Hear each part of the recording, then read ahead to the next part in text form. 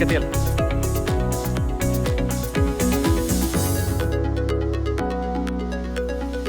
All right. Thanks very much, Simon.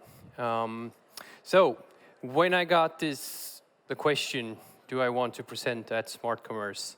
I figured, yes, I would like to. But I figured that, well, the first thing I went to was that I should present things that we're doing great, our products and things that we're doing well.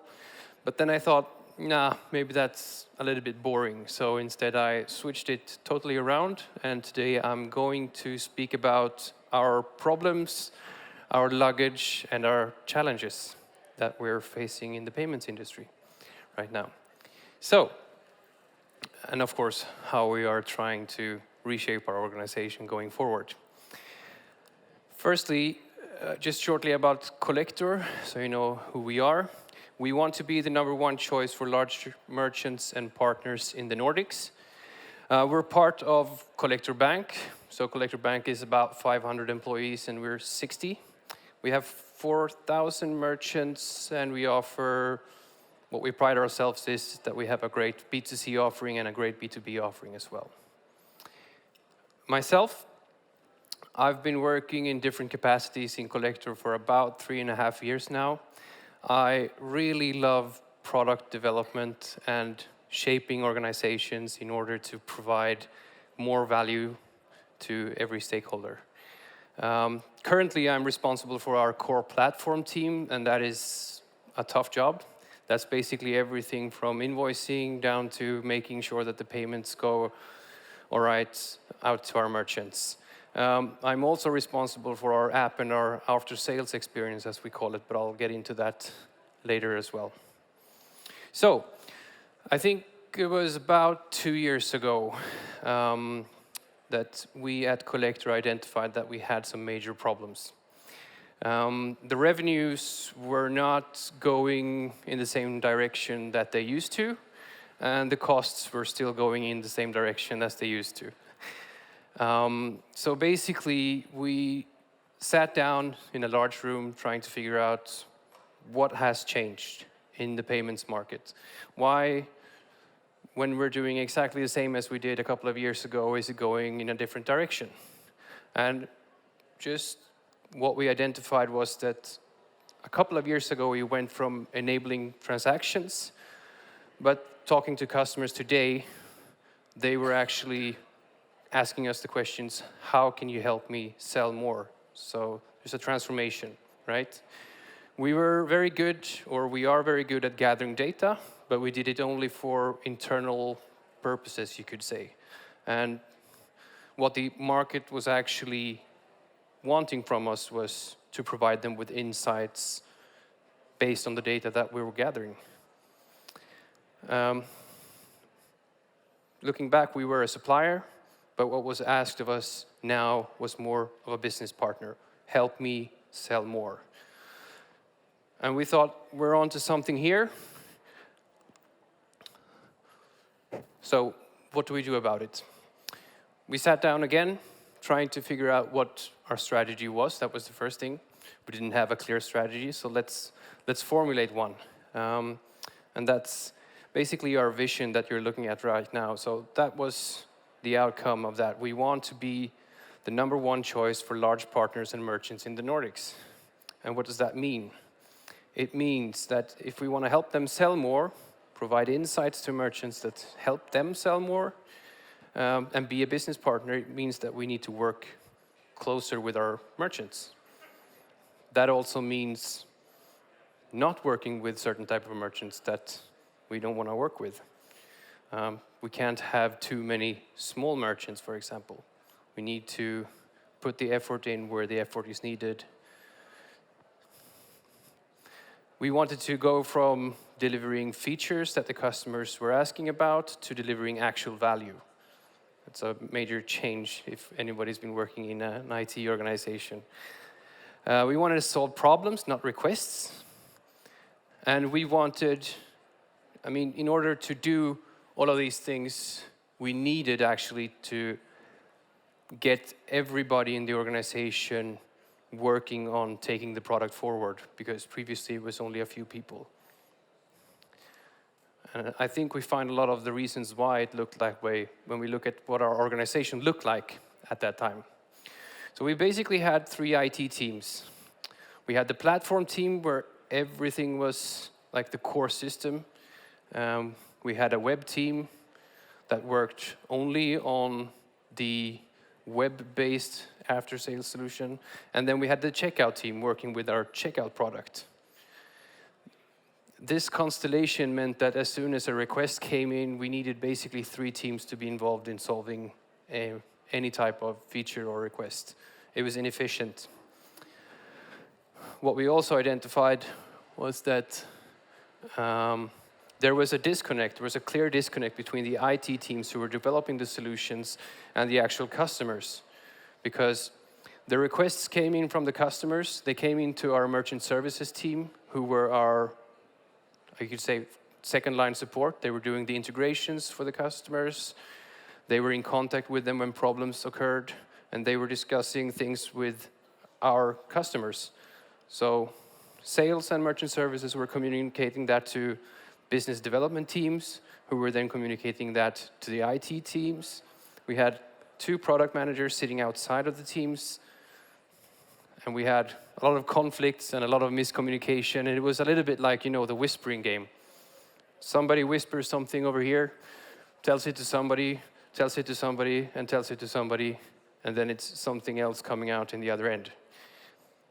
To be honest, this is pretty much what it looks like, what it looked like 2 years ago.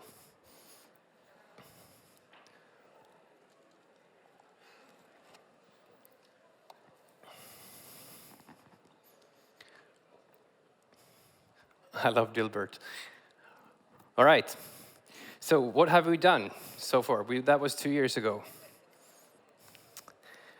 Can we improve? We started to look at great examples of companies who had made this kind of change and who were able to deliver value working in an agile environment. And we looked at, for example, Avanza in Sweden. They had made a major transformation. And what they had looked at was, they had identified a couple of value streams, right? So where do we actually provide values? And they had formed their teams around those value streams. So when we had a look at our value streams, we could identify 2, maybe 3. We had 1 value stream towards the merchants, and that was like they requested reports, they wanted daily payouts, they wanted information, insights, etc. But then we had another value stream as well. We were producing value for the customer. They wanted to be able to pay easily. They wanted to be able to divide it into part payment later. They wanted flexibility, control, stuff like that.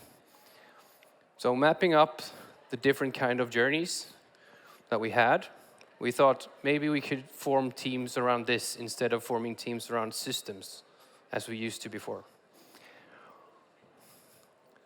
And this is basically what we came up with. Sales and marketing were tackling 1 part of the value stream, getting selected. Merchant services, we were divided into 2. So we had merchant services working with the onboarding, the technical guys, and we had merchant services customer success managers in the end of them, that instead of just solving support cases for our merchants, we're working together with them in order to develop their business. I mean, as a payment provider, our business model is making our customers grow. That means growing our own business as well, right? As for the IT teams, the checkout team still handles the checkout, but it also handles our sales APIs, for example. So they took a bigger grasp of the purchasing moment. And then we had a new team introduced, the merchant product team, working with development solely towards the merchants itself. And the after-sales team, taking control of the app and the web and everything that happens after the purchase. We thought we were onto something good here, but just moving people around, like you're now sitting there, is not going to have that big of a result that we were looking for. We needed something else in order to make the organization really produce value. So we thought of a couple of principles. And this is principles for each team at Collector now. Every team needs to have a clear mission in what is it that you want to achieve for your customer. So that could be internal customers, or for most of the teams, it's either the end customer or the merchant. Responsibility as well, because when you have an organization where somebody orders something from somebody and you're basically delivering code, responsibility goes out the window. So nowadays it's you ship it, you own it. Every team is fully autonomous and responsible for their part of the value chain. We wanted to decrease the dependencies as well. As I told you in the beginning, delivering one feature took 3 teams. We wanted to get away from that. We wanted one team to be able to deliver one feature fully without involving other ones. That's a way of increasing the efficiency, right? You're also responsible to take in feedback from your customer and do something about it and make sure to get it, And one other principle is also the only thing that we do know is that we don't know. And that's basically when there comes a feature request and we can't answer 1 out of 3 things. Does it provide value? Is it feasible? And now I forgot the last thing. Anyway, if we can't answer those questions, we have to test it before we deliver it. So working with discoveries, like little things that you can develop that takes no more than 1 day in order to test a thesis. So you have always something going on in the testing, and if it falls well, and if it goes well, then you actually start to do the real development work. I'll come back to what that means later. It means a little bit of a slower pace, but it has some positive effects. So, where did we go then? This is what it looked like, and this is what it looks like now. We have the after-sales experience team taking the full responsibility for everything that happens after you as a consumer or as a business have made the purchase. We moved the product management from a separate division called business development down into the teams. The product managers needed to understand the challenges that the developers had, and the developers needed to understand the challenges and the prioritization calls that were made by product management. Already there we saw an increase in motivation in the teams because all of a sudden the development teams were very close to their customers, in contrary to where they were before. The checkout team is the only team that delivers to 2 customers, you can say. They deliver both to the end customer and to the merchant and partners. Same thing we saw there, moving the product manager into the team makes them come closer to the actual customer.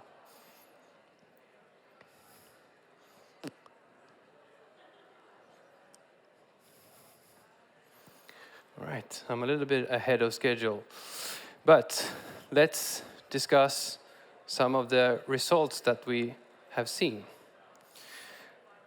So remember, this was 2 years ago when we started the change.